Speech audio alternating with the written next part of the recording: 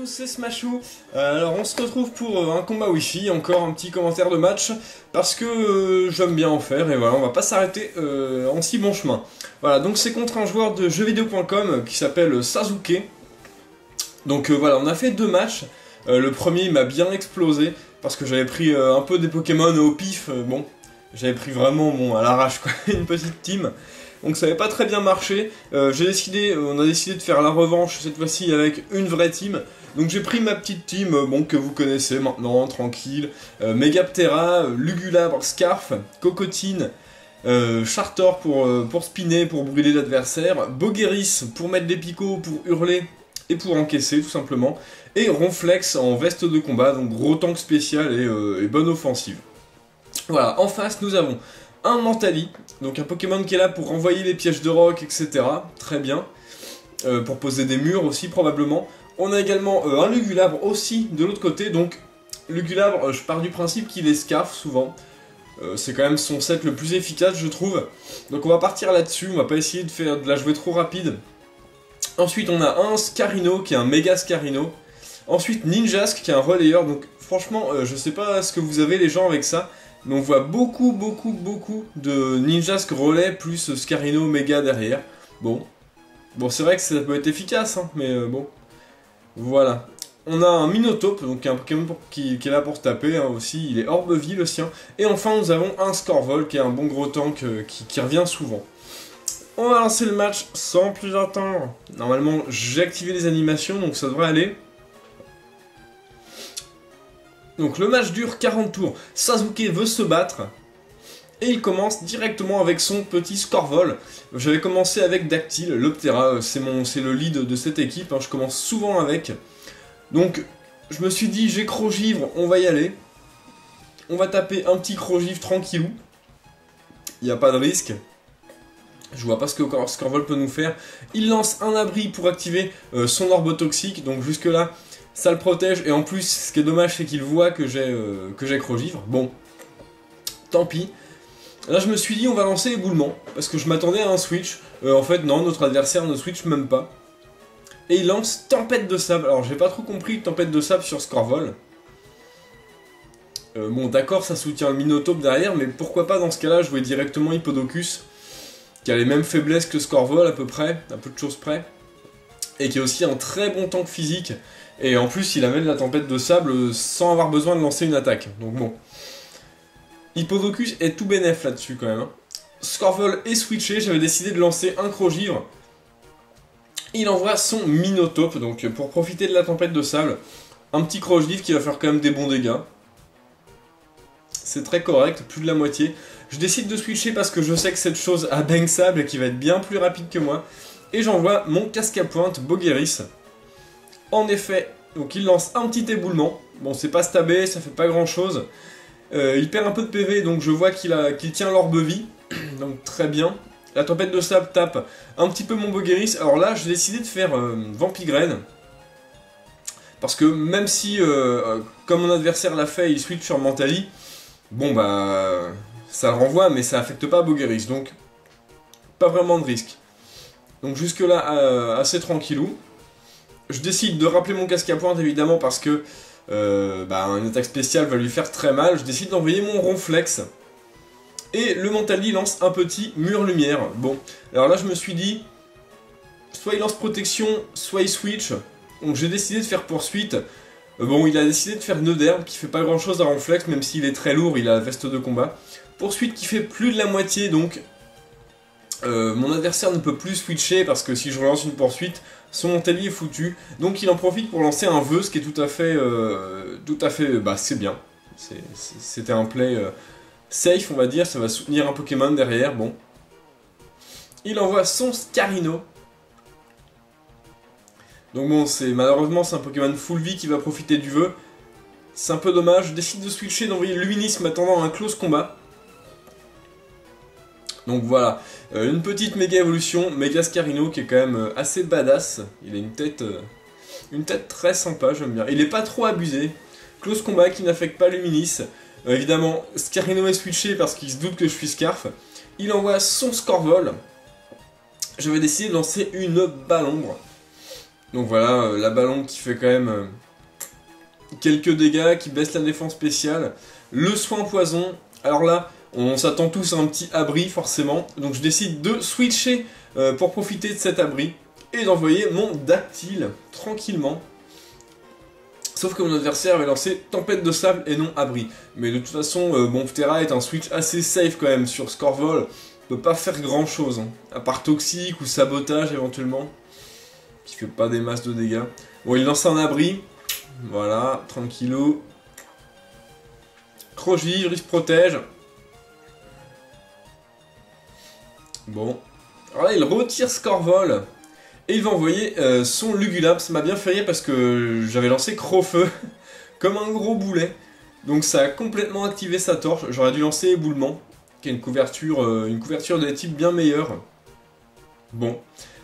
Tant pis, la torche est activée, c'est pas bien grave parce que j'ai Ronflex avec Isogresse. Donc je décide de switcher et d'envoyer mon Ronflex. C'est un switch assez safe. Balombre ne m'affecte pas. Donc je suis parti du principe qu'il était Scarf, donc il pouvait pas switcher de move, donc il était obligé de rappeler son Lugulabre, alors je lance une poursuite, évidemment dans le switch, ce qui va faire très très mal. Voilà, son Lugulabre est dans le rouge, dommage que la tempête de sable ne l'ait pas fini.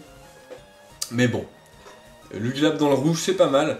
Minotaur bien au combat, bon la tempête se calme, donc ce qui tombe très bien puisque sa vitesse n'est plus doublée. Je décide de switcher et d'envoyer Casque à Pointe, voilà. Je vais pas risquer à envoyer Ptera. Hein. Donc éboulement, voilà. Donc il va refaire les mêmes dégâts à peu près que tout à l'heure, peut-être un peu plus même. Donc bon, l'orbe vie évidemment. Alors là, je décide de switcher. Et d'envoyer en capé parce que je m'attendais à un switch. Sauf que non. Non. Dans Slam, bon, tant pis, on va re-switcher. Alors mon adversaire savait que mon Bogeris avait hurlement, c'est ce qu'il m'a dit par message privé après. Alors je sais pas si t'as vu mes vidéos ou autre, mais bon. Donc voilà, c'est un peu le problème aussi hein, de jouer contre des gens qui voient nos vidéos, mais bon, c'est pas non plus très grave. Bon, éboulement qui fait mal, mais qui suffit pas à tuer Bogeris. Hein. Un autre éboulement par contre qui va le finir. Alors là, le problème c'est que mon Bogeris était quand même... un peu comment dire, ma solution contre le Ninjask et son relais. Et bon, c'est un peu dangereux de le perdre avant. Donc bon, j'envoie mon Lugulabre en profitant qu'il n'y a plus la tempête pour envoyer, pour le dépasser avec le Scarf. Bon, il switch sur son Scorvol, je lance une Balombre. Boum. Alors là, je sais pas pourquoi, mais ça a fait beaucoup plus de dégâts que tout à l'heure. Je sais pas si vous avez remarqué, la première Balombre a fait beaucoup moins de dégâts. J'ai pas compris. Pourtant, c'est pas un coup critique. Hein. C'est assez bizarre. Bon, il envoie Ninjask, je lance une autre Balombre. Alors là, j'ai décidé de switcher, d'envoyer Chartor. Parce que, bon, je pensais lancer un feu follet dans le switch du relais. Donc là, sur le abri, je mets mon Chartor, donc très bien, ça c'est cool.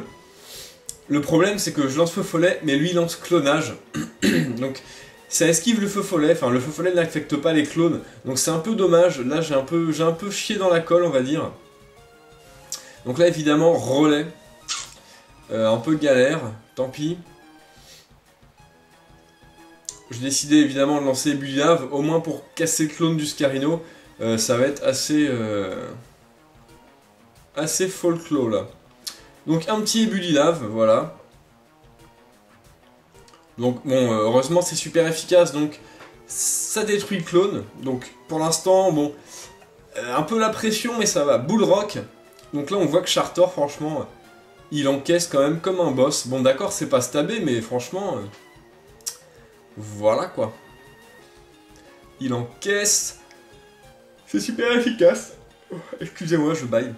Donc voilà, je lance une Bullylave pour tenter de l'entamer le plus possible. Ça inflige plus de la moitié. Mais c'est largement pas assez pour le finir. Donc bon. Un peu dur. Donc une autre Bullrock qui va venir à bout évidemment de mon Chartor. C'est dommage. Bon, il n'aura pas servi à grand chose si ce n'est à entamer ce Scarino. Alors là j'ai été aussi assez con parce que j'ai décidé d'envoyer Lugulabre pour tenter d'être plus rapide, mais c'était évident que j'allais pas être plus rapide après tous ces boosts de vitesse. Donc évidemment, mon Lugulabre se fait détruire en 3 coups. Bon. En fait, La technique du relais, c'est quelque chose auquel je suis pas habitué, donc je suis pas vraiment habitué à contrer ça. Et là, je décide d'envoyer mon Korrigan. Il lance une balle graine, donc on va voir que ça fait quand même pas grand chose. Korrigan résiste quand même très bien. Donc bon, j'aurais vraiment dû envoyer Korrigan d'emblée, au lieu de perdre mon Luminis comme un boulet, quoi. Bon. Dommage, dommage. Coup critique, touché 5 fois, d'accord. Ce qui est aussi agaçant avec multi-coup, c'est les coups critiques, hein, franchement. Quand on s'en prend 2, c'est quand même bien abusé. Enfin, je veux dire 2 dans la même attaque, hein. Ça touche 5 fois. Par exemple, ça fait coup normal, coup critique, coup normal, coup critique. Bah ça fait très très mal. C'est comme si on avait été touché 8 fois, quoi. Bon, le Lugulabre, Écosphère. Alors là, une petite erreur de sa part, je pense qu'il aurait dû taper dans le stab, parce que je ne suis pas mort, et je lance un vœu. Évidemment, qui dit vœu dit abri. Donc je vais pas me gêner, hein. Je vais lancer abri, c'est totalement safe. Mon adversaire peut pas faire grand chose. Hop, un petit abri.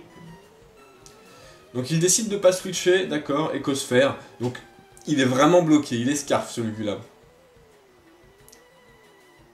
Il est totalement scarf. Bon, jusque là je suis tranquille. Écosphère encore, bon.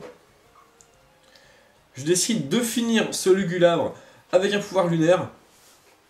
Donc voilà, il n'y a plus de scarf dans son équipe. Je commence vraiment à avoir confiance là, je commence vraiment à penser que je peux finir le match. Donc les restes, évidemment. Scorvol prend le relais, alors là Scorvol un peu relou. Je décide de switcher et d'envoyer mon Dactyle, le Megaptera, m'attendant à un séisme. Donc lui il lance Tempête de Sable. Très bien. Donc il a envie de soutenir son Minotape derrière. Même si je crois qu'il ne lui reste plus grand chose à son Minotape en PV. Donc bon, d'accord. Suis en poison. Je lance Crochdiv, donc cette fois-ci pas de abri. Je pense que là c'est un choix, hein, sacrifice du Scorvol. Éviter de perdre un tour avec abri sur Tempête de Sable. Ce qui va permettre au Minotape après de faire plus de dégâts. Il peut taper 2 fois. Bon. Je décide évidemment de switcher. D'envoyer mon Korrigan. Alors pourquoi Korrigan? Bah tout simplement en sacrifice. Bon, ce qui est cool c'est que j'évite l'attaque. D'accord. Donc là je pensais mettre Korrigan et lui, comment dire, attendre qu'il se tue avec son orbe vie, quoi, tout simplement. Bon, je fais un abri, il lui lance un séisme. D'accord, tempête de sable. Donc là, excusez-moi, je suis un peu fatigué. Donc je lance abri tout simplement pour staller la tempête de sable. Éboulement, j'évite l'attaque encore une fois, donc là c'est plutôt épique. Un petit vœu. Tranquillou. Bon là je me suis dit, on va anticiper. Il va penser que je vais faire abri, il va faire une petite danse lame ou quelque chose comme ça. Voilà, danse lame, donc tranquillou. Et moi je lance pouvoir lunaire, donc voilà. Le petit Minotape va subir les coups, enfin la fureur de Korrigan. Donc boum. Pouvoir lunaire, évidemment c'est pas efficace, mais ça suffit à le finir, hein, le peu de vie qui lui restait. Voilà, ensuite, je crois que c'est la fin, non? Voilà, non, ninja, il reste le ninja, donc assez anecdotique, hein. Il lance une danse lame et il crève sous un pouvoir lunaire, donc voilà. Le petit ninja, j'aime assez Ninjask, hein, la tronche qu'il a, il est assez sympa. J'aime beaucoup ce Pokémon. Ok, Ninjask est KO, Sasuke perd le match. C'était un match très sympa, donc voilà, t'as tenu à ce que je le commente. J'aime bien commenter les matchs, donc je le fais avec plaisir. Voilà, j'espère que la vidéo te plaira. Pour ce qui est des autres, jouez les Pokémon que vous aimez et amusez-vous bien. Salut à tous!